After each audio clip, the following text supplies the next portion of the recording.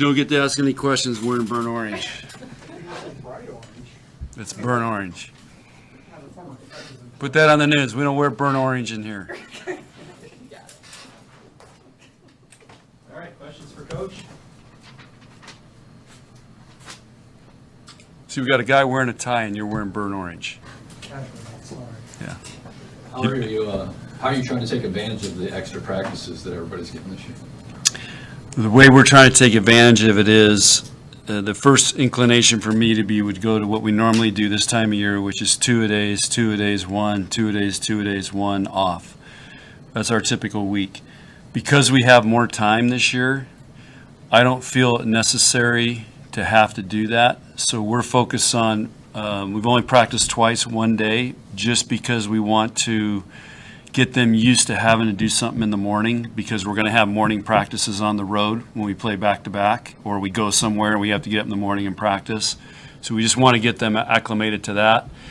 And so what we're doing is we're on one practice a day, and we're lifting every day that we go one practice. So we're just trying to, and lifting is not going in there and lifting hard. We're just working on taking care of their bodies, activating muscles that get fatigued when they get in patterns and playing a lot of volleyball. So it's almost like they go through a recovery every morning in the weight room with Brian, and then we're getting great effort and high level play in the afternoons because they're fresh, they're feeling good, and sometimes in 2-a-days you're struggling to get through those and they're hitting the wall. So that's how we're taking advantage of it. And I would love to practice twice a day, but I think this is what's best for our team, and I really like it.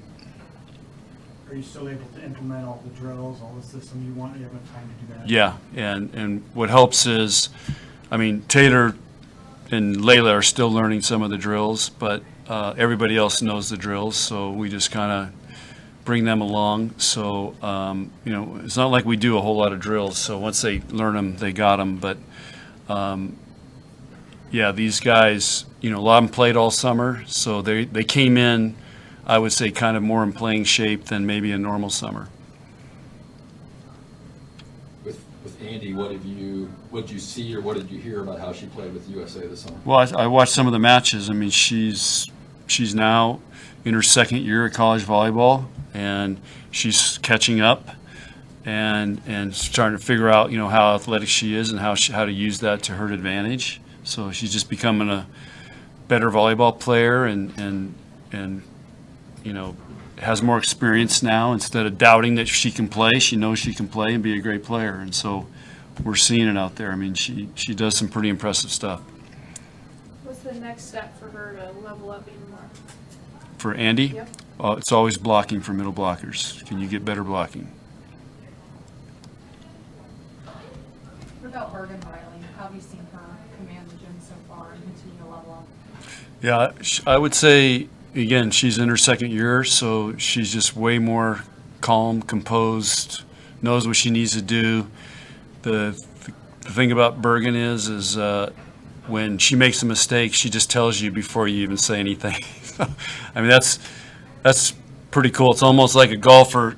They're telling you in the swing, I didn't do that right. That's where she's at. That's really in tune with what she needs to do. And we're trying to open things up for her and let her be a little more free-flowing. And I think she's really good at that. Taylor didn't have a normal spring like a lot of your players. How did she handle that, and how, when you're working with her now, where's she at with her skills and conditioning? Oh, I mean, she's right there. I think the hardest thing when you haven't played a lot, and again, she was at USA for a while, for a couple of weeks. I don't know how hard they train or how intense it was, but we train, as you guys know, we go a lot of reps, we go at a fast pace, and I just think for her, it's sometimes she's not used to that, and so I think it just takes everybody a while to adjust to that. But I think she really likes it.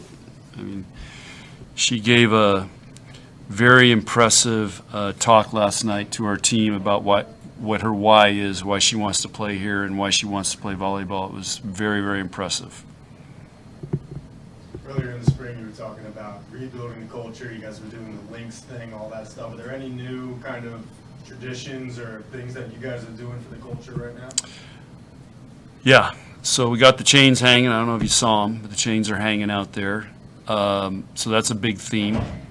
One of our other themes is we gave them a necklace that Kelly and Lindsay had made that have some of our key terms on it. So like we feel with each other for each other. So each player each week, Taylor has it right now, and next Monday she'll give it to another player just as a reminder. Another thing is this is the 50-year anniversary of Nebraska Volleyball. This is the 50th team. So we're doing a lot of stuff with our alumni, and our players are doing presentations about the alumni that they talk to and what they learn from them, and it's blown me away how good these things are. They're PowerPoints, and it's blew me away. So. I'm sorry, you're not done, but having this team represent like kind of the 50 years of Nebraska volleyball, why are they kind of maybe the perfect group to embody that? Well, I don't know if they're the perfect group, but we have a lot of, I think one of the things with college athletes today is it's about them, it's about how much money they can make, it's about how many followers they have. But the bottom line, it's always about Nebraska volleyball, and we want to connect them with the past. And, we got Lindsay who played 20 years ago. We've got Jordan who played 15 years ago. Kelly who played, 6, 7 years ago. And then we've got all these alumni around that are in Lincoln, and so we're tapping into them. So again, we honor the past, and there'll be, we're having, I think over 100 alumni are coming back for the red-white game. So we're trying to do things to these guys to understand. And I give them history lessons all the time because I was a history major. So we talk about those things, and I think it's important that they know that it always hasn't been this way. And so but they all think that this has always been this way for 50 years. They don't realize they didn't have uniforms, they didn't have locker rooms, they didn't fly on jets, So it's just really good to educate them and learn. What is the talk amongst the locker room right now? Just how is everyone feeling ahead of the season? I have no idea. I don't go in there, so I don't know. It depends who's talking, probably. But they've been all business in practice in the gym. I know that. Is Jordan done back? Jordan just got back today. She's a little banged up. She had a crazy Uber driver in France. So, but I don't know. It was like, I don't know. It was just, the feeling seeing her walk in today was, I don't know, it was very uplifting. Bring her medal with her? She did not today, or at least I haven't seen it. I mean, she just literally got here right when we met at 1:30. And she was, she must have got back yesterday and is here today. She wanted to take a few days off, and then I told her she wanted to take like 2 weeks off. I said, Jordan, when I was coaching in the Olympics in Barcelona, I flew from Barcelona and had tryouts at Wisconsin the next day. So why do you think you need 2 weeks off? She goes, okay. She was here. So Why do you think it was uplifting seeing her walk in the gym? she's Jordan. She's the governor. They had an amazing run. I didn't realize this, but this quad, they never won a championship in any of the big tournaments.